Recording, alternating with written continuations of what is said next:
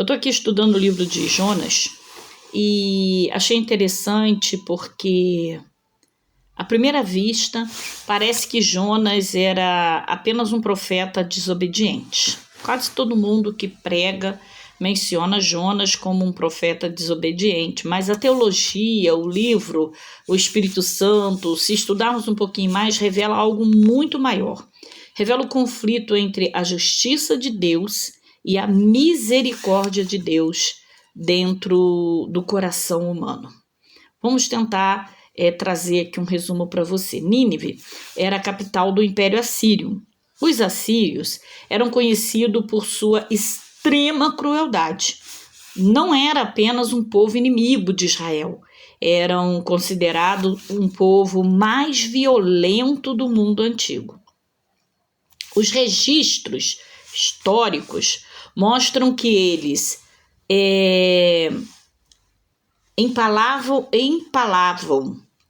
inimigos, arrancavam pele de prisioneiros vivos, decapitavam milhares de pessoas, queimavam cidades, deportavam população inteira, aterrorizavam outras nações para impedir rebeliões. Eu estou lendo esse resumo de poucas das muitas crueldades que este povo ele cometia.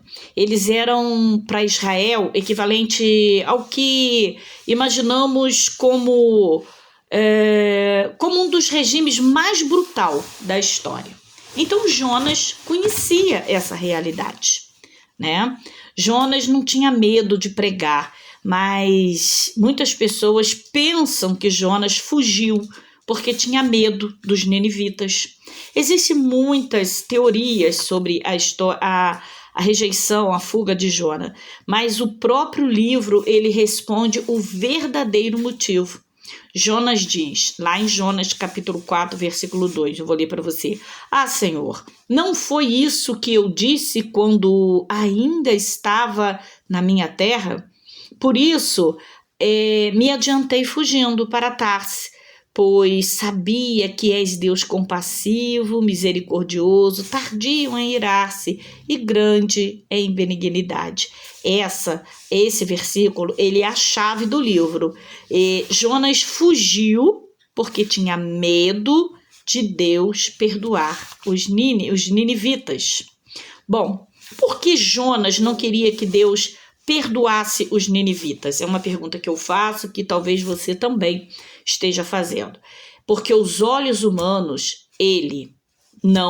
o povo, né, ninivita, aos olhos de Jonas, aos olhos humanos, eles não mereciam perdão.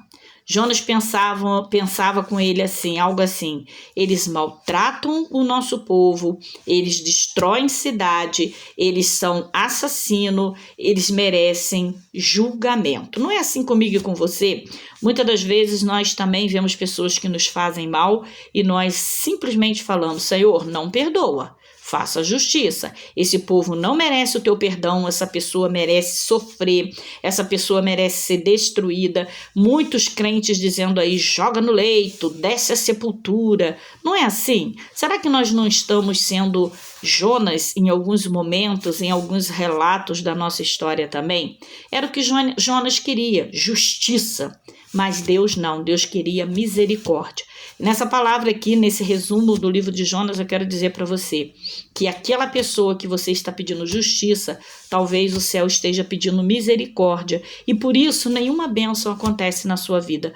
Cuidado, ao invés de pedir justiça, peça misericórdia e deixa Deus fazer a justiça, porque Ele sabe como fazer justiça. Eu costumo dizer, e o céu me revelou isso, que quando nós pedimos justiça ao Deus que é justo, a justiça é feita, sim, para aquela pessoa, mas também é feita para nós, porque nós não somos justos. Nós também temos a nossa falha. E a Bíblia diz que não há um justo sequer sobre a terra. Então, quando pedimos justiça, a justiça vem para a pessoa, mas vem para nós também, porque a justiça ela é completa. Então, Jonas ali queria justiça, mas Deus queria misericórdia. A Bíblia também vai dizer que o Senhor não tem prazer na morte do ímpio, porque ele teria prazer naquele povo todo ser destruído. Se ele, que é conhecedor da alma e do coração, sabe que teria a chance deles se consertarem e o inferno perder e o céu ganhar.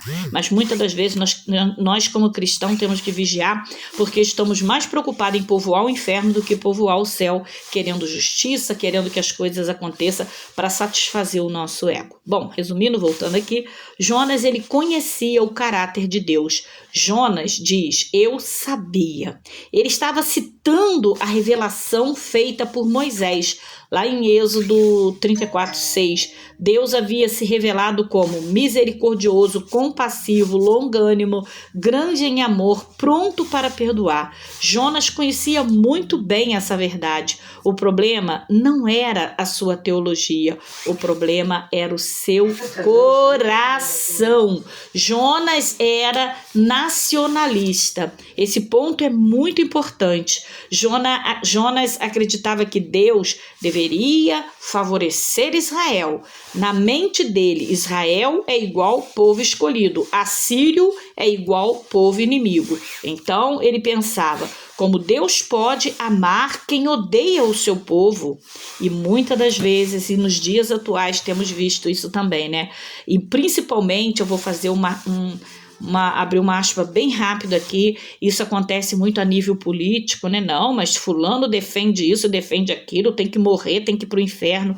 Ei, Deus está dizendo aqui, quanto mais pessoas se arrependerem, se converterem, mudarem de conceitos e a seguirem os princípios, conseguirmos arrebanhar para o rebanho de Deus, melhor. E não simplesmente sentenciarmos ao inferno. Isso é uma visão limitada da missão de Deus. Temos que tomar todo esse cuidado também, tá bom? O livro de Jonas, ele denuncia o preconceito religioso. Jonas amava receber misericórdia, mas não queria oferecê-la. E muitas das vezes temos visto isso no meio da igreja do Senhor. Amamos receber misericórdia, mas será que estamos oferecendo como devemos? É exatamente isso que Deus confronta.